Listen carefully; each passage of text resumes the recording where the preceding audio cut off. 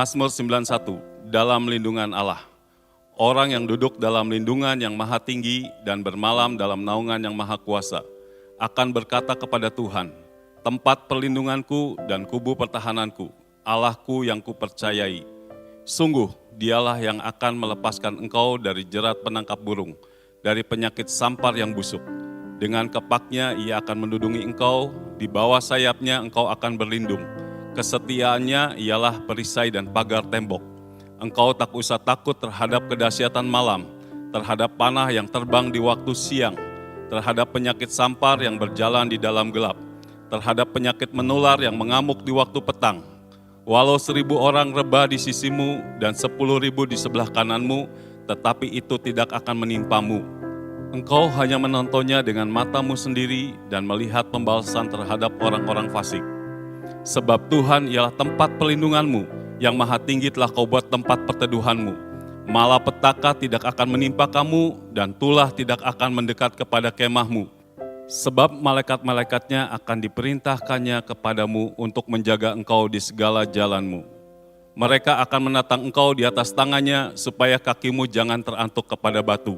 Singa dan ular tedung akan kau langkahi, engkau akan menginjak anak singa dan ular naga.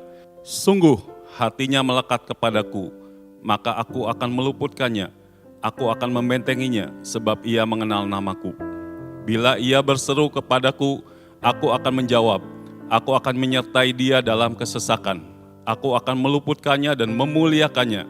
Dengan panjang umur akan kukenyangkan dia, dan akan kuperlihatkan kepadanya keselamatan daripadaku. Amin.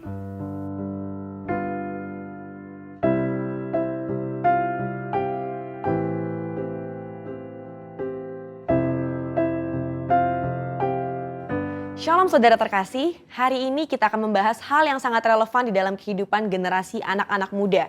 Dan tentunya juga memberikan kekuatan kepada setiap kita yang mendengar.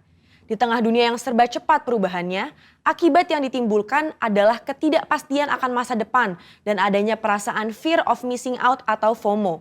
Inilah yang seringkali saya tanyakan pada diri saya sendiri sebagai anak muda. Nanti ke depannya bagaimana ya hidup saya? Apakah akan berjalan baik? Apakah saya bisa memenuhi kebutuhan sehari-hari? FOMO ini adalah perasaan gengsi atau merasa kurang update dengan kejadian-kejadian yang berubah setiap hari. Bagaimana kita bisa lepas dari perasaan-perasaan ini dan mengalami kemenangan di dalam kehidupan? Dalam edisi Voice of Pentecost kali ini, kita akan membahas tentang dalam Yesus ada kepastian.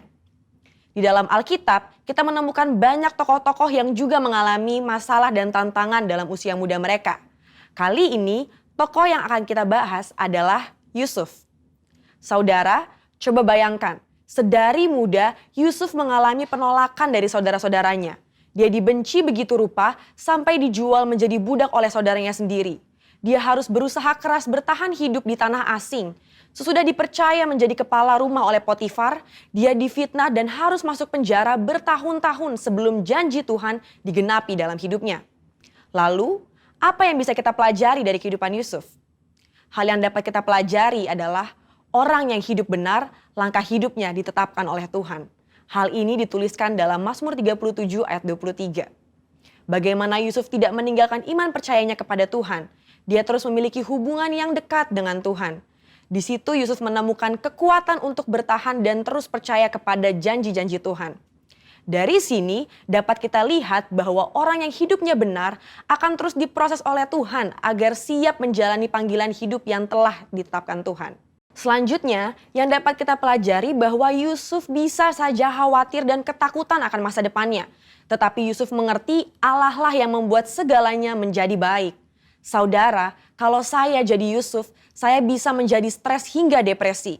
Bagaimana tidak? Dari kecil sudah dibuang oleh saudara sendiri, menjadi budak di tanah asing, lalu difitnah dan dipenjara. Di kacamata manusia, masa depan Yusuf itu suram dan tidak ada harapan lagi.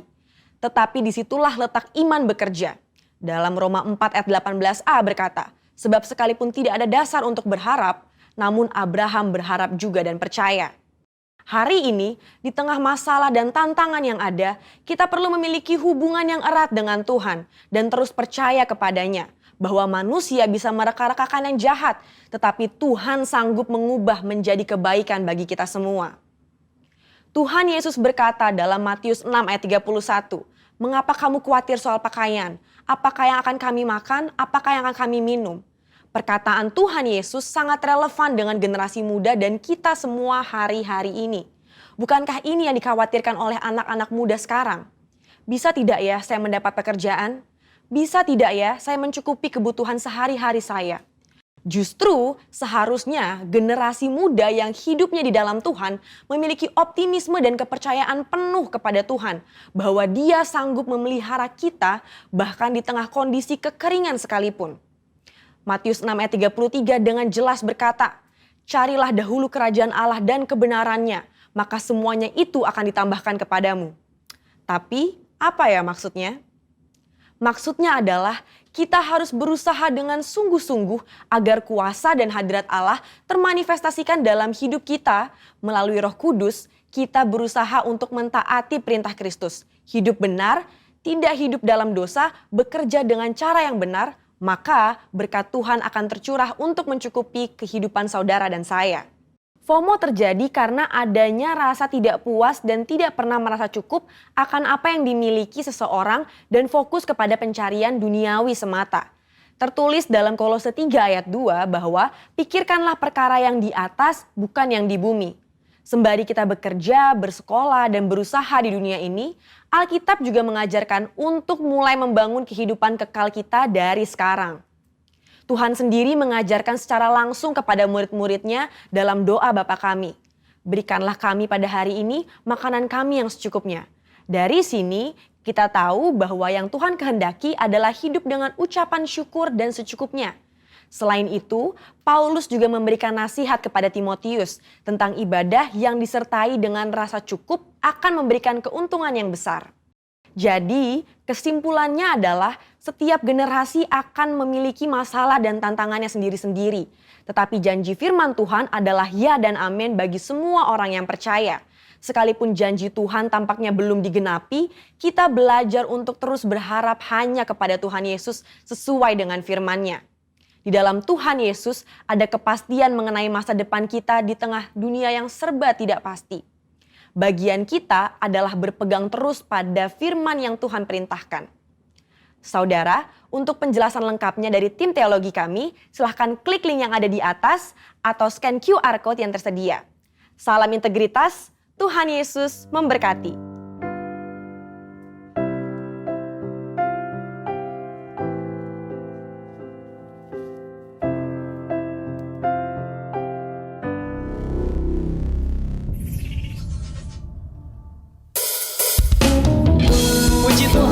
Shalom Bapak Ibu Saudara, saya percaya kita tetap bersuka cita meski kita beribadah dari rumah saudara.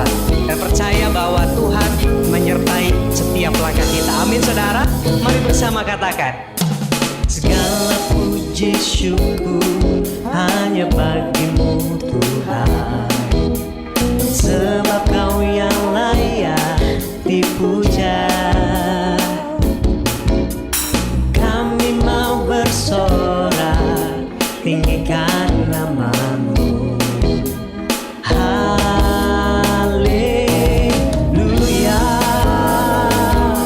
Mari bertepuk tangan saudara. Haleluya. Katakan, bilang Tuhan Yesus baik kepada kanan kirimu. Amin. Katakan. Segala puji syukur hanya bagimu Tuhan, sebab Kau yang layak dipuja. Katakan, kami mau bersorak. Kami mau bersorak, tinggikan nama-Mu. Katakan haleluya. Mari bersama-sama saudara, sorakan. Soraklah haleluya, soraklah haleluya.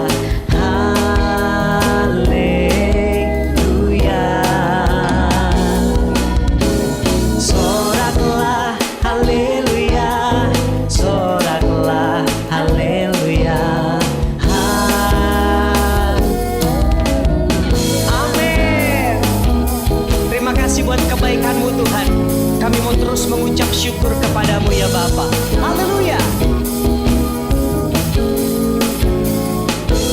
saudara sendiri nyatakan lagu ini. Segala puji syukur. Mana suaranya saudaraku? Amin.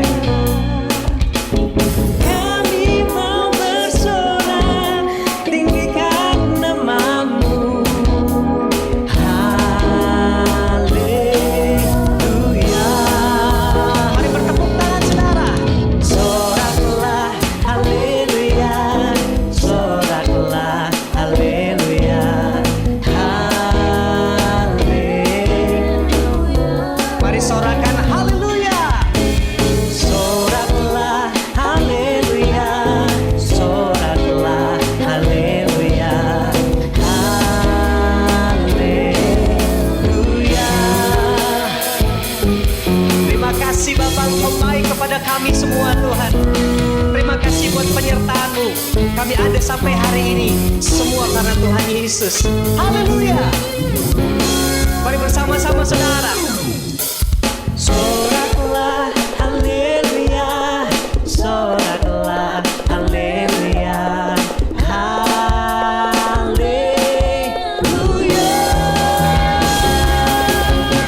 Soraklah haleluya. Soraklah haleluya. Haleluya. Sekali lagi saudara.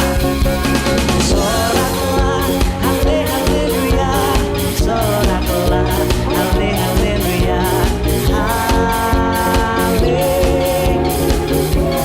Amin. Soraklah haleluya. Soraklah haleluya. Haleluya. Haleluya. Haleluya. Sekali lagi saudara. Haleluya.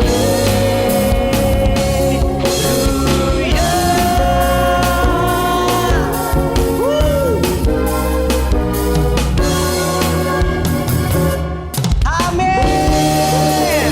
Terima kasih Tuhan Yesus.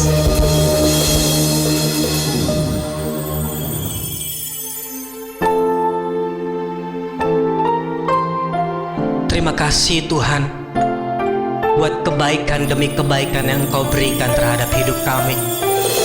Engkaulah penolong kami yang setia. Engkaulah Raja Damai itu yang menyertai setiap detik, menit, jam, minggu, bulan, bahkan tahun demi tahun kami Bapa. Terima kasih Tuhan Yesus. Saat ku berjalan, kasih-Mu menerangi langkahku. Takut, takut, takut bimbang karena ku tak Kau bersamaku. Kau lebih tahu yang terbaik bagiku. Kau lebih sanggup pulihkan hidupku. Ku berserah, ku percaya hanya Yesus penolong yang setia.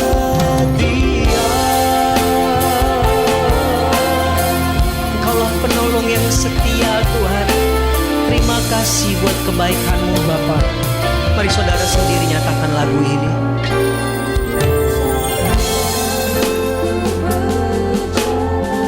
Amin Tuhan.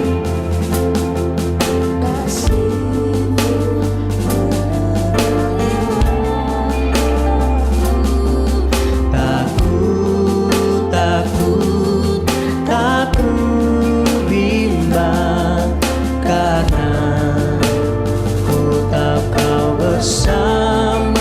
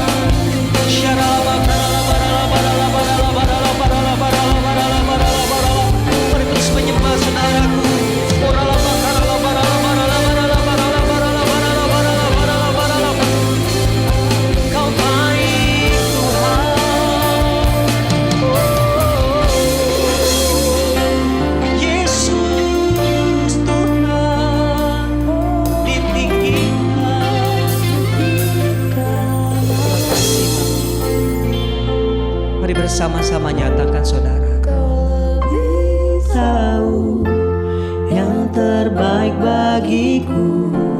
Kau lebih sanggup pulihkan hidupku. Ku berserah, ku percaya, hanya Yesus penolong yang setia. Mari saudara sendiri nyatakan lagu ini. Kau lebih tahu yang terbaik bagiku. Mari ingat kebaikan Tuhan saudara. Dia menyertai kita sampai saat ini. Dunia boleh berubah, tapi tidak dengan kasih Tuhan. Ku percaya, hanya Yesus penolong yang setia. Kau lebih tahu yang terbaik bagiku. Kau lebih sanggup pulihkan hidupku. Ku berserah, ku percaya, hanya Yesus penolong yang. Mari sekali lagi bersama-sama saudaraku. Kau lebih tahu yang terbaik bagiku. Kau lebih sanggup pulihkan hidupku. Ku berserah, ku percaya, hanya Yesus penolong yang setia. Hanya Yesus, hanya Yesus penolong yang setia. Mari sekali lagi saudara. Hanya Yesus, hanya Yesus penolong yang setia.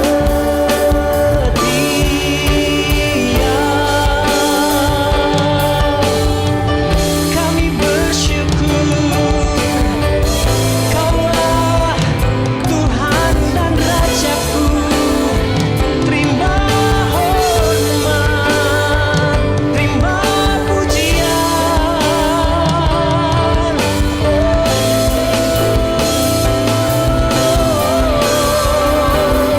Yesus Tuhan, Yesus Tuhan.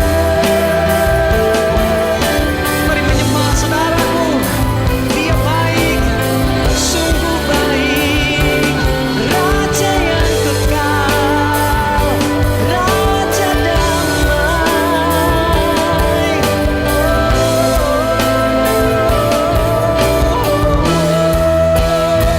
Sebab Kau layak terima pujian. Sebab Kau layak terima pujian.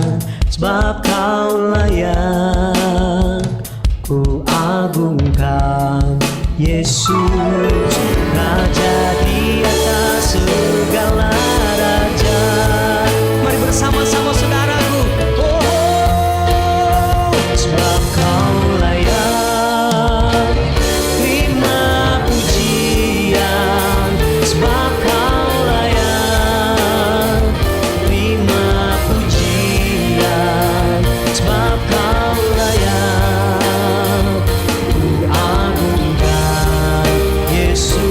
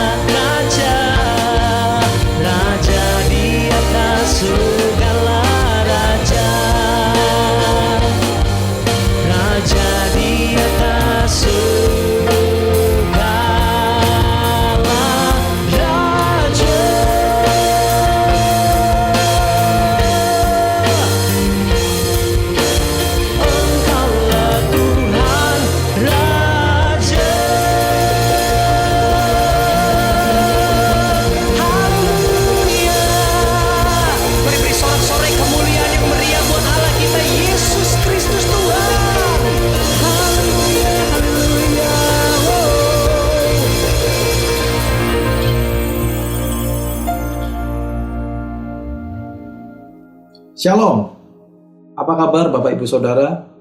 Kiranya kasih Kristus melingkupi kita semua hari ini. Mari kita bersama-sama masuk dalam firman Tuhan hari ini. Di dalam firman Tuhan, Tuhan Yesus banyak mengajarkan kepada kita tentang kerajaan surga. Di dalam kitab Injil kita melihat bagaimana Tuhan Yesus mengajarkan, memberitakan tentang kerajaan surga kepada bangsa Israel. Dan hal kerajaan surga ini belum pernah didengar oleh bangsa Israel pada masa itu. Dan itu suatu hal yang baru. Tuhan Yesus mengajarkan tentang kerajaan surga juga melalui doa Bapa kami.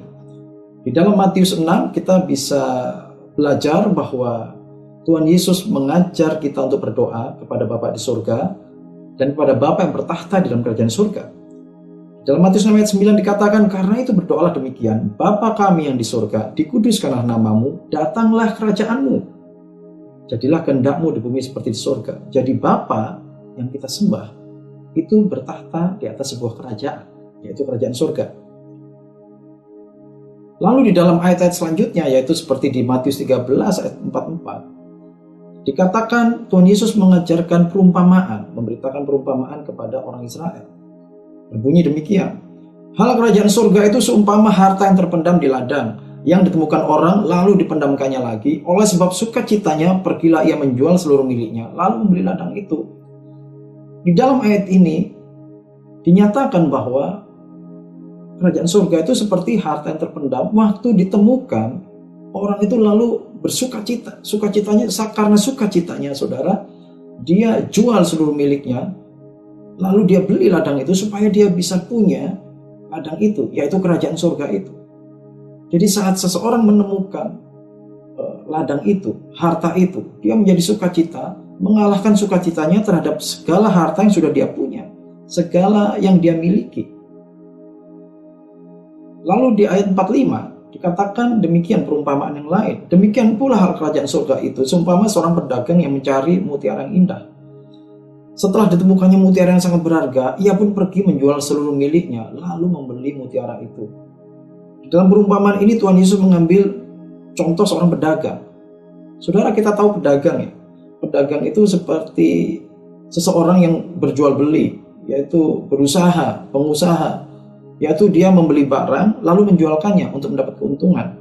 Membeli barang dengan harga yang terbaik atau kalau bisa semurah-murahnya, dan dia menjual sebaiknya atau setinggi-tingginya untuk memperoleh keuntungan sebesar-besarnya, semaksimal mungkin. Nah, inilah saudara yang pedagang yang dimaksud di dalam perumpamaan ini, atau orang-orang yang memiliki usaha atau berusaha atau siapapun, semua orang pasti ingin mengambil keuntungan, saudara, dari segala sesuatu yang dia kerjakan. Nah, tapi dalam perumpamaan ini dikatakan pedagang itu dia mencari mutiara yang indah. Dia lama mengidam-idamkan, mungkin dia ingin mendapatkan sebuah mutiara yang indah yang dia anggap sangat berharga. Lalu begitu dia mendapatkannya, dia tiba-tiba menemukan mutiara yang indah itu. Apa yang terjadi saudara?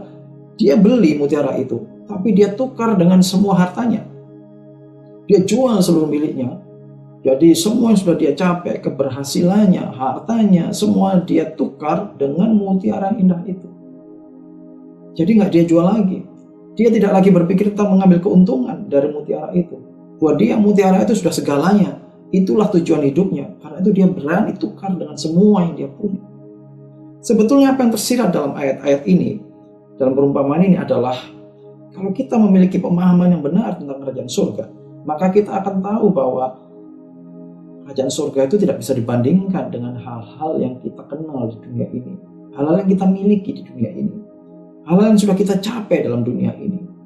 Yaitu mungkin keberhasilan kita, harta kekayaan kita, saudara, kesuksesan kita, prestasi kita, semua yang kita punya. Tidak bisa dibandingkan dengan kerajaan surga. Bahkan dikatakan sukacitanya melebihi segala sesuatu yang kita punyai. Jadi kalau hari ini sukacita kita belum sebesar itu, kita belum merasakan sukacita seperti itu, padahal kita adalah warga kerajaan surga. Kita adalah pengikut Kristus yang dikaruniai kerajaan surga, dan kita belum menemukan sukacita itu, maka mungkin saudara hari ini kita masih perlu bersama-sama belajar lagi memahami tentang kerajaan surga seperti yang Yesus ajarkan. Apakah kerajaan surga itu hari ini begitu berharganya buat kita? Mari kita sama-sama minta kepada Tuhan hari ini supaya Tuhan menerangi hati kita semua. Roh Kudusnya mengajari kita. Supaya hari ini kita dibukakan semua bersama-sama, saudara, mengenai betapa berharganya kerajaan surga itu bagi kehidupan kita. Betapa bermaknanya kerajaan surga itu bagi kehidupan kita. Saya ingin membagikan sedikit tentang apa yang saya alami dalam kehidupan keluarga saya, yaitu saya, istri, anak-anak saya, dalam perjalanan kami mengikut Tuhan. Saya dan istri saya terlibat, Tuhan tuntun masuk dalam pelayanan sejak masih muda. Ya, cukup muda waktu itu, sejak di masa kami berdua kuliah, lalu setelah itu kami melanjutkan untuk berkeluarga. Seiring dengan itu kami masuk dalam pelayanan, dikarunia Tuhan anak-anak dan anak-anak juga bertumbuh. Dan seiring dengan itu juga karena saya masih harus bekerja juga, saudara, jadi kita harus banyak-banyak belajar mengatur waktu, pekerjaan, keluarga yang pertama, juga ada pelayanan, kegiatan-kegiatan di pelayanan. Saudara, tentu saja kita semua sedang masuk dalam prosesnya Tuhan di situ. Banyak harus kami belajar, dan juga seiring dengan anak-anak bertumbuh, anak-anak juga mulai pertanyaan. Dan pertanyaan anak-anak adalah, mengapa orang tuanya, papa mama, sering menghabiskan waktu untuk kegiatan-kegiatan pelayanan, kegiatan-kegiatan di gereja, berdoa untuk orang lain, mengunjungi orang lain, menghabiskan waktu dengan orang lain, dan sebagainya, saudara. Dan ini pertanyaan yang tidak mudah saat itu dijawab adalah, yaitu pertanyaan bahwa kan kita sudah percaya kepada Tuhan Yesus dan kita percaya sudah diselamatkan. Kenapa masih harus melakukan hal-hal yang lain, saudara? Kami mungkin saat itu tidak bisa menjawab pertanyaan itu dengan tepat. Ya, kami masih dalam proses banyak harus belajar. Tapi satu hal yang kami tahu, Roh Kudus, Tuhan Yesus karena kasih anugerahnya menuntun kita untuk terus ada di dalam pelayanan, melakukan pekerjaan Tuhan. Walaupun kami seringkali tidak tahu, tidak bisa menjawab pertanyaan-pertanyaan itu. Tapi Roh Kudus yang meneguhkan kami. Dan juga saudara, kita belajar dari firman Tuhan terkait dengan pertanyaan itu. Yaitu dalam firman Tuhan juga dikatakan bahwa kita diselamatkan itu karena anugerah, bukan karena perbuatan kita. Karena anugerah oleh iman kita pada Yesus Kristus, bukan karena perbuatan kita. Dan sekarang mengapa kita masih harus melakukan kesibukan-kesibukan seperti itu? Dan itulah sebetulnya yang menjadi dasar dari pertanyaan. Mungkin bukan hanya anak-anak kami saja, tapi juga bisa orang-orang ada di sekitar kita, orang-orang di sekitar saudara. Bahkan mungkin di hati kita juga pernah muncul pertanyaan seperti itu, saudara. Dan kita tidak tahu jawabannya. Saudara, seiring dengan kita mengikut Tuhan, Tuhan akan menuntun mengajari kita untuk masuk dalam pengenalan akan Dia lebih dan lebih lagi. Demikian juga yang terjadi pada kami berdua, pada kami sekeluarga. Dan ada suatu ayat yang meneguhkan dan mengajari kami, yaitu 1 Korintus 15 ayat 58, dikatakan demikian. Karena itu saudara-saudaraku yang kekasih, berdirilah teguh, jangan goyah, dan giatlah selalu dalam pekerjaan Tuhan, sebab kamu tahu bahwa dalam persekutuan dengan Tuhan, jerih payahmu tidak sia-sia. Nah ini, di dalam ayat ini Rasul Paulus menekankan giat selalu dalam pekerjaan Tuhan. Jangan goyah, giat selalu dalam pekerjaan Tuhan. Wow. Nah dikatakan, dalam persekutuan dengan Tuhan, jerih payah kita ini nggak sia-sia. Berarti kalau nggak sia-sia maksudnya apa? Kita sudah melakukannya dengan berjerih lelah, tapi dibilang nggak sia-sia. Berarti apa maksudnya? Berarti akan ada suatu output, akan ada suatu hasil, akan ada suatu reward, ya, yang akan kita lihat, saudara, yang akan terlihat, dinyatakan setelah jerih lelah kita. Dan ini firman Tuhan mengatakan, ini Rasul Paulus mengatakan, bukan saya mengatakannya, saudara. Saudara bisa baca sendiri dalam 1 Korintus 15 ayat 58. Dan ini salah satu ayat yang meneguhkan kita untuk kita tetap selalu giat dalam pekerjaan Tuhan. Karena ternyata saudara, firman Tuhan katakan ada outputnya, ada hasil yang baik. Karena dikatakan tidak sia-sia, berarti sesuatu yang baik akan keluar dari jerih payah kita, dari jerih lelah kita. Dan itu adalah reward, saudara. Reward buat apa yang kita lakukan. Mari sekarang kita kembali lagi kepada kerajaan surga, hal kerajaan surga. Kita tahu dari firman Tuhan bahwa kerajaan surga itu sangat besar, berkuasa, dan jauh lebih besar dari apa yang kita bayangkan. Kerajaan surga itu sudah ada sebelum bumi ini ada, sebelum kita ada. Dan akan ada selamanya, kekal. Dan kerajaan surga itu seperti kerajaan-kerajaan yang kita kenal di muka bumi ini. Misalnya saudara, seperti kerajaan atau negara, seperti Indonesia, jumlah penduduknya lebih daripada 250 juta. Mungkin sekarang 270 juta ya penduduknya ya, atau lebih. Nah, di dalam suatu negara atau kerajaan ada struktur pemerintahan. Bukan hanya seorang pemimpin tertinggi, tapi ada struktur pemerintahan. Kalau di Indonesia kita kenal sampai hingga ke kecamatan, bahkan kelurahan, bahkan ada RT RW. Jadi ada struktur pemerintahan saudara. Dan struktur pemerintahnya sendiri di Indonesia mungkin melibatkan jutaan, saudara. Jutaan orang yang duduk dalam pemerintahan, saudara, menjadi aparat negara. Di dalam kerajaan surga, kita percaya bahwa kerajaan surga juga memiliki struktur pemerintahan. Dan di dalam firman Tuhan juga dinyatakan bahwa Allah menghendaki kita untuk memerintah bersama dengan Dia. Jadi waktu kita percaya kepada Tuhan Yesus, kita menjadi warga kerajaan surga. Tapi Allah menghendaki kita bukan hanya sekedar menjadi warga kerajaan surga, tapi kita punya otoritas dalam kerajaan surga untuk memerintah bersama dengan Dia. Nah, ini yang Paulus katakan di dalam 1 Korintus 9 ayat 25. Dikatakan, tiap-tiap orang yang turut mengambil bagian dalam pertandingan, menguasai dirinya dalam segala hal. Mereka berbuat demikian untuk memperoleh suatu mahkota yang fana, tetapi kita untuk memperoleh suatu mahkota yang abadi. Kalau di dunia ini, orang berlomba-lomba melakukan segala sesuatu seperti bersaing, berkompetisi, bertanding supaya mendapat mahkota, yaitu penghargaan, dan itu adalah fana. Suatu hari akan waktu dunia ini berakhir, itu nggak ada artinya lagi. Tetapi kita semua anak Tuhan, pengikut Kristus, warga kerajaan surga, hari ini kita melakukan segala sesuatunya untuk memperoleh suatu mahkota yang abadi, yang kekal. Nah, mahkota itu melambangkan otoritas di dalam kerajaan. Tidak ada orang memberikan mahkota kalau tidak diberikan sebuah tanggung jawab, sebuah otoritas. Mahkota itu melambangkan sebuah otoritas di dalam kerajaan, yaitu otoritas untuk memerintah. Karena itu dalam Wahyu 3 ayat 11 dikatakan, aku datang segera. Peganglah apa yang ada padamu, supaya tidak seorang pun mengambil mahkotamu. Firman Tuhan katakan pada kita, apapun yang hari ini saudara dan saya lakukan, itu adalah untuk kekekalan. Adalah untuk sesuatu yang kekal, bukan yang fana, yang bukan sementara, yaitu untuk sebuah mahkota. Dan dalam firman Tuhan katakan, pegang apa yang kau lakukan sekarang, supaya mahkotamu gak hilang. Tetap giat dalam pekerjaan Tuhan. Jangan gendor, jangan goyah, tetap teguh. Itu maksudnya saudara. Apa yang saudara dan saya kerjakan hari ini, tetap teguh. Jangan kendor, jangan goyah saudara. Karena jerih payahmu dalam Tuhan tidak akan sia-sia. Ada reward menanti saudara dan saya. Dikatakan di firman Tuhan, supaya tidak seorang pun mengambil mahkotamu, supaya mahkota yang sudah sediakan Tuhan buat kita, yaitu mahkota yang melambangkan otoritas dan kerajaan, yaitu untuk memerintah bersama Dia, itu nggak diambil dari kita, saudara. Allah menghendaki kita untuk menjadi warga kerajaan surga, bukannya warga kerajaan surga yang biasa-biasa, yaitu asal dapat KTP-nya, asal dapat paspornya, sudah deh, aman. Yang penting aku masuk kerajaan surga, aku aman, aku selamat. Saudara, bukan seperti itu. Tapi waktu Yesus datang, Yesus memperkenalkan kerajaan surga pada kita. Yesus mengajak kita semua, ayo bersama-sama engkau akan memerintah di dalam kerajaan surga bersama dengan aku. Itu yang Yesus inginkan buat saudara dan saya. Amin saudara. Mari kita lihat ayat firman Tuhan ini di dalam 2 Timotius 2 ayat 10 hingga 13. Dikatakan, karena itu aku sabar menanggung semuanya itu bagi orang-orang pilihan Allah, supaya mereka juga mendapat keselamatan dalam Kristus Yesus dengan kemuliaan yang kekal.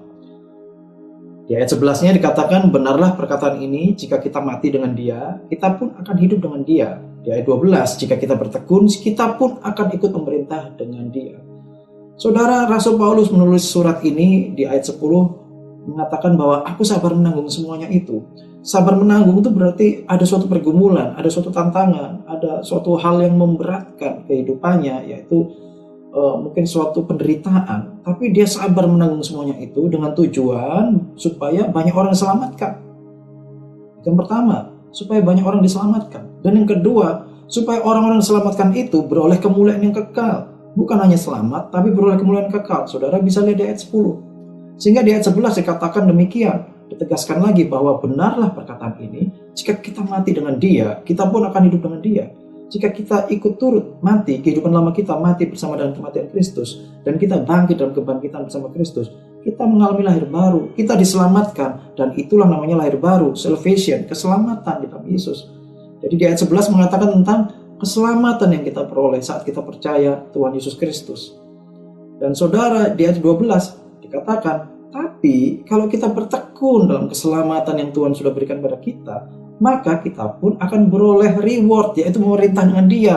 Kata kuncinya di sini bertekun, faithful saudara, yaitu setia, bertekun saudara, supaya kita memerintah dengan Dia, kita beroleh reward. Di ayat ini kita bisa melihat bahwa keselamatan itu adalah tentang iman. Salvation is about faith. Jadi keselamatan saudara dan saya adalah tentang iman kita kepada Kristus Yesus. Tapi kalau kita bicara reward, saudara, itu adalah tentang kesetiaan, tentang ketekunan. Reward is about faithfulness. Salvation is about faith. Reward is about faithfulness. Jadi kalau kita ingin beroleh reward, saya dan saudara harus setia. Saya dan saudara harus tekun, saudara. Di dalam keselamatan ini banyak yang harus kita lakukan. Hari ini kita perlu punya motivasi, saudara, tentang kehidupan yang kekal. Kita perlu punya motivasi yang benar. Ada satu kata yaitu eternity. Eternity ini yaitu maksudnya kekal, saudara, kekekalan. Beberapa saat yang lalu saya bertemu dengan teman lama, yaitu dulu kita pernah pelayanan bersama-sama, dan hari ini dia pun masih pelayanan, ya saudara. Dia masih melayani Tuhan di luar Indonesia. Dan waktu kita berbincang, dia sampaikan sesuatu yang saya ingat hingga saat ini, yaitu tentang kekekalan. Dia katakan bahwa yang memotivasi dia hari ini untuk tetap melakukan giat dalam pekerjaan Tuhan, yaitu satu, yaitu karena matanya tertuju kepada kekekalan. Yaitu apa yang ada sekarang ini terlalu singkat dibandingkan dengan kekekalan yang akan kita alami, yang disediakan Tuhan bagi kita. Usia kita mungkin bisa mencapai 100-120 tahun. Tapi itu dibandingkan dengan 1000 tahun, itu tergolong singkat, saudara. Dibandingkan dengan jutaan tahun, yaitu kekekalan, yaitu kekal, nggak pernah berakhir. Itu sangat singkat sekali, nggak ada apa-apanya. Jadi waktu kita memfokuskan pandangan kita kepada yang kekal, maka apa yang kita lakukan sekarang ini, kita akan tahu bahwa ini singkat, ini nggak lama lagi. Jadi karena itu memotivasi kita semua, memotivasi juga dia untuk selalu giat dalam pekerjaan Tuhan, melakukan apa yang Tuhan minta untuk kita lakukan dalam hidup kita. Semua tantangan yang kita hadapi saat ini adalah untuk persiapan untuk hidup yang kekal. Pergumulan-pergumulan yang saudara hadapi adalah persiapan untuk masuk dalam kehidupan yang kekal.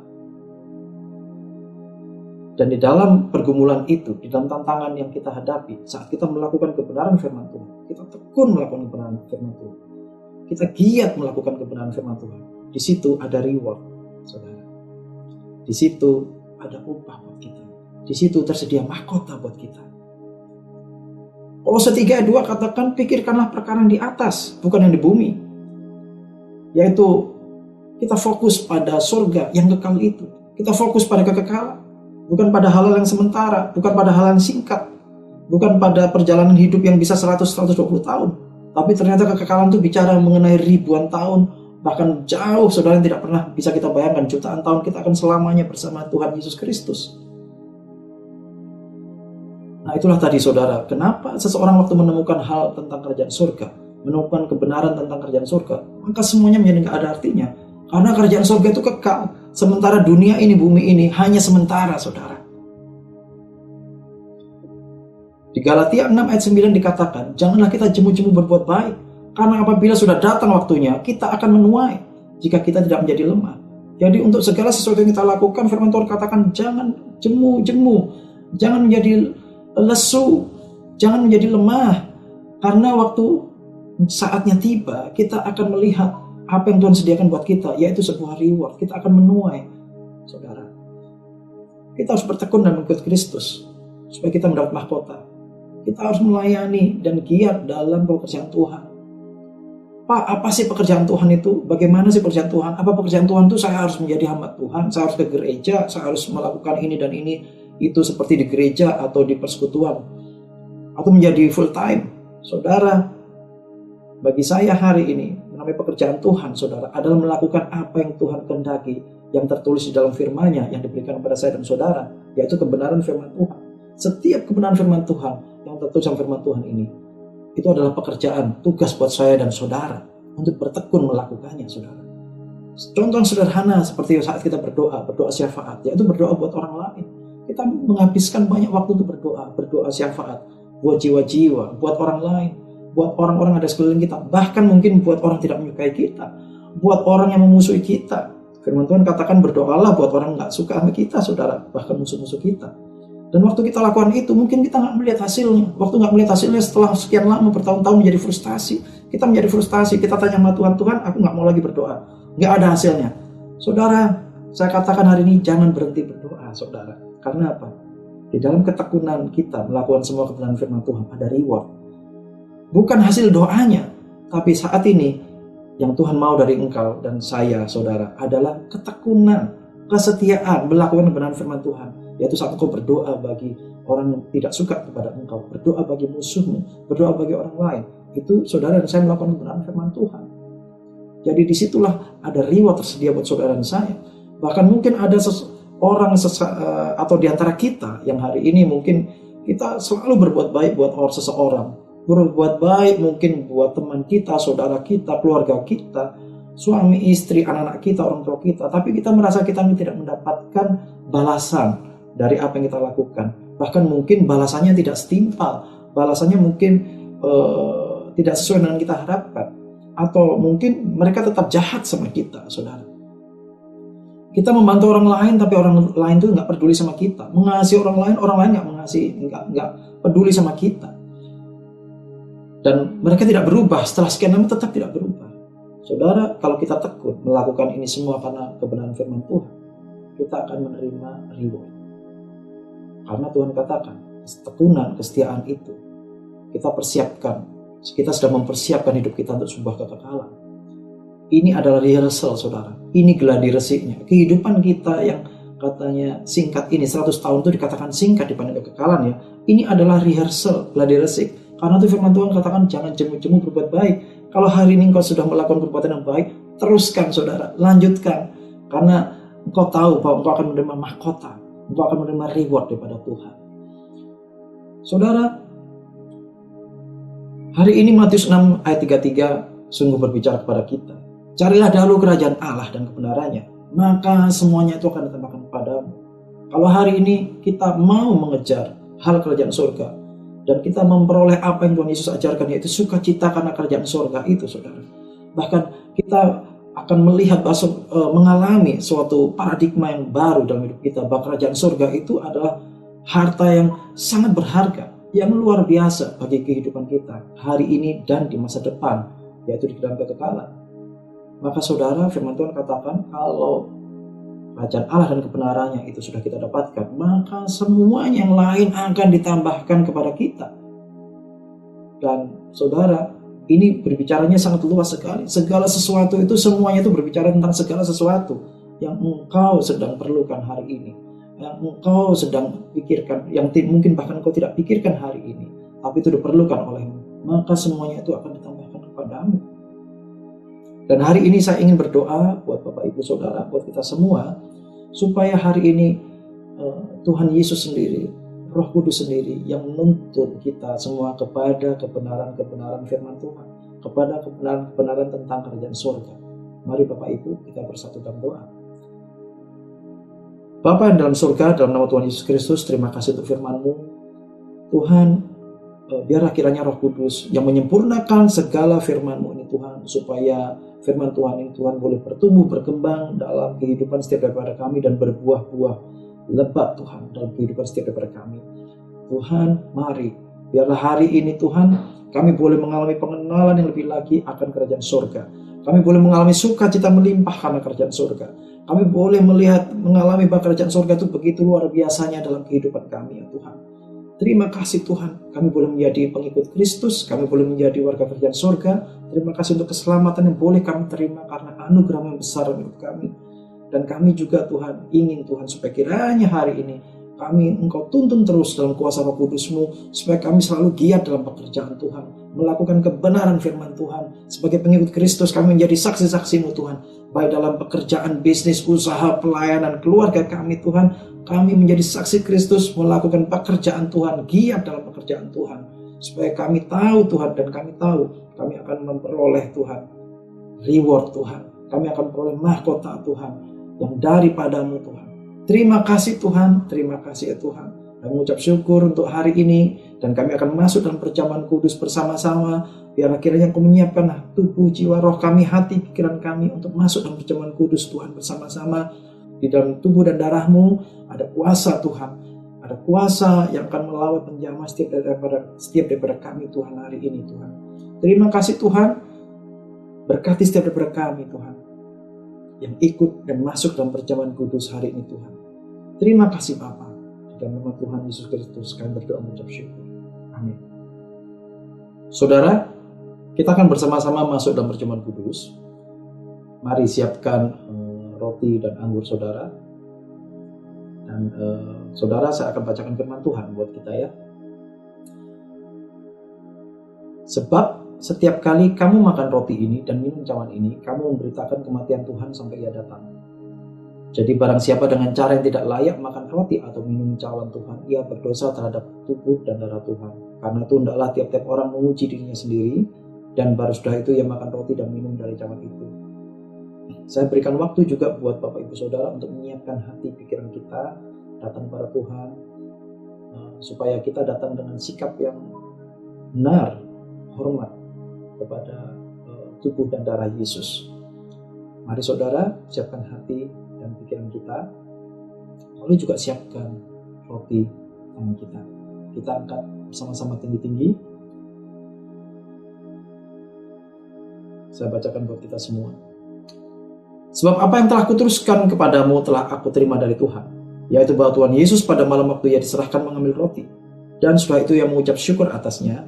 Ia memecah-mecahkannya dan berkata, inilah tubuhku yang diserahkan bagi kamu, perbuatlah ini menjadi peringatan akan aku.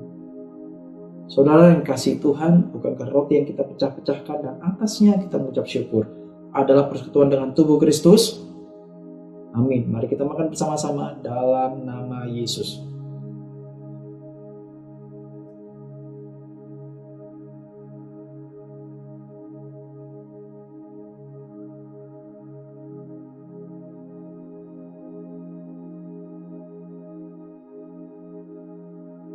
Mari kita angkat cawan bersama-sama. Demikian juga ia mengambil cawan sudah makan lalu berkata, cawan ini adalah perjanjian baru yang dimeteraikan oleh darahku. Perbuatlah ini setiap kali kamu meminumnya menjadi peringatan akan aku. Saudara yang kasih Tuhan, bukankah cawan yang atasnya kita mengucap syukur adalah persekutuan dengan darah Kristus? Amin. Mari kita minum bersama-sama dalam nama Yesus.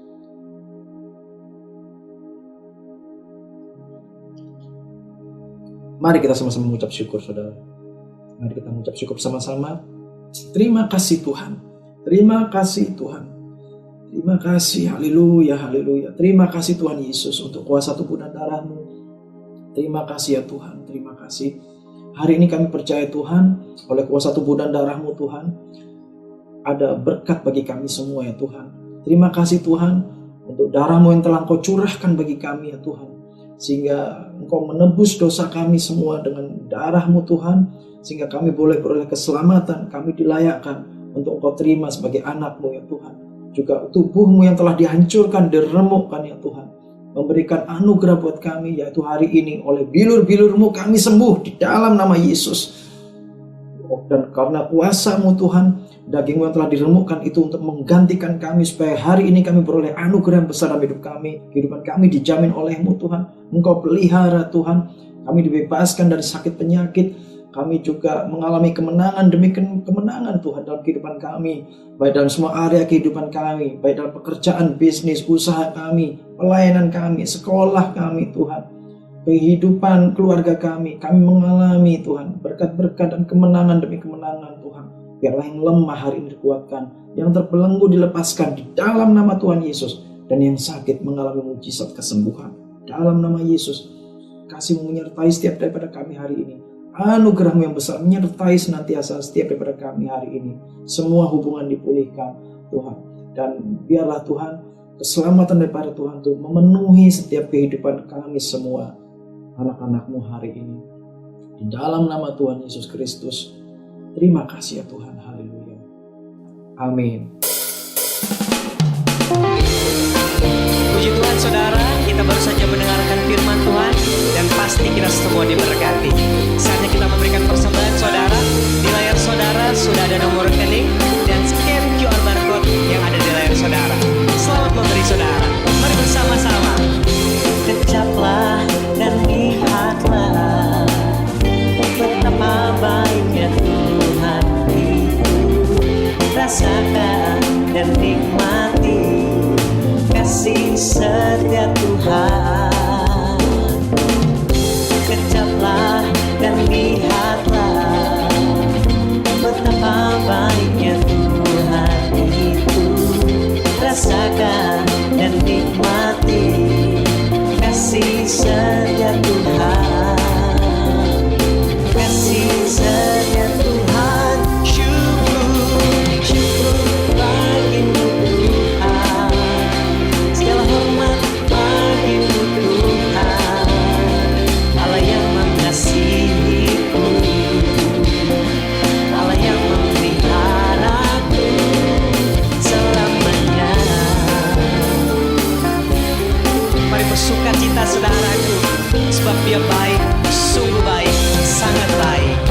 Kecaplah dan lihatlah betapa baiknya Tuhan itu. Rasakan dan nikmati kasih setia Tuhan. Kasih setia Tuhan. Mari bersama katakan, syukur bagimu Tuhan. Segala hormat bagimu Tuhan. Allah yang mengasihiku, Allah yang memeliharaku. Syukur bagimu Tuhan. Segala hormat bagimu Tuhan. Allah yang mengasihiku, Allah yang memeliharaku. Mari bersukacita lebih lagi saudaraku. Bila kanan kirimu Tuhan mengasihimu. Mari kita kecap kebaikan Tuhan saudara. Haleluya. Terima kasih Tuhan. Syukur bagimu Tuhan. Segala hormat bagimu Tuhan. Allah yang mengasihiku, Allah yang memeliharaku. Oh, syukur bagimu Tuhan. Segala hormat.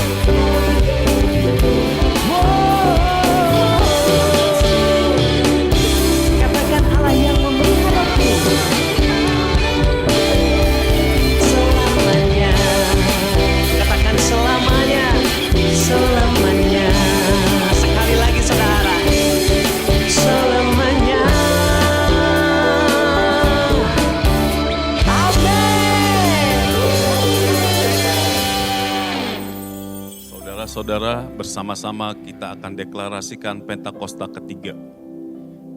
1. Pentakosta ketiga adalah pencurahan Roh Kudus yang dahsyat di zaman now, melebihi yang terjadi di Azusa Street. 2. Pentakosta ketiga akan mengakibatkan penuaian jiwa yang terbesar dan yang terakhir sebelum Tuhan Yesus datang kembali. 3. Pentakosta ketiga akan membangkitkan generasi Yeremia, yaitu anak-anak muda yang dipenuhi Roh Kudus.